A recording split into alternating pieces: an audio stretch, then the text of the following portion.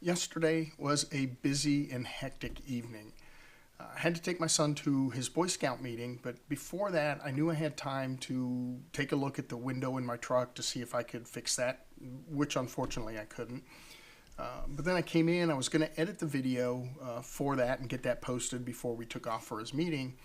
And unfortunately, one of our smoke detectors was going off. But not the constant beep, beep, beep, beep, beep. It was the beep every minute or so, enough to drive you nuts. The problem with that is one of our dogs is really skittish, does not like fireworks, just does not like loud noises, and does not like that beeping sound. She'll try to hide wherever. She was trying to crawl under my desk, and not just the place where I put my feet, but like under the drawers where there's only like this much space between the floor and the bottom of the drawer, and trying to fit in there. She will try to hide wherever she can to get away from the sound. So I go, and the smoke detector is not one of these just on a regular ceiling that you can get a step ladder and change it. No, it has to be in the living room where we have the cathedral ceilings, and it's, I don't know, 20, 25 feet up.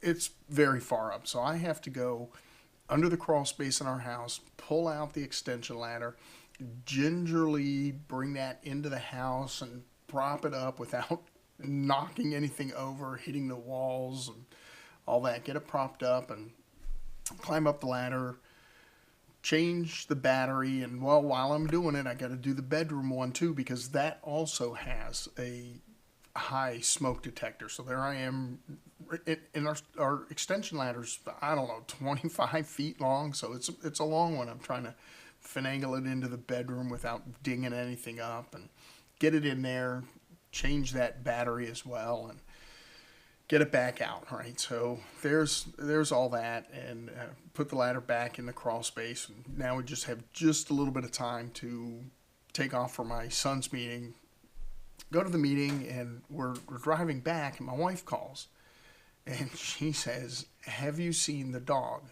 I'm like, "The last I saw, she was trying to hide under my desk, check under there, and not there. Check under the beds, not there. Check in her crate, not there. Looking everywhere for the dog, can't find him. Checking in the garage, checking in the backyard, cannot find the dog anywhere." And then we get thinking, well, maybe the dog, when we had the garage door open, walked out, which is unusual because we're pretty careful about that, and usually the dogs aren't in the garage. So, but you never know. Could have happened. My wife is looking everywhere, and we're driving home, and just cannot find the dog.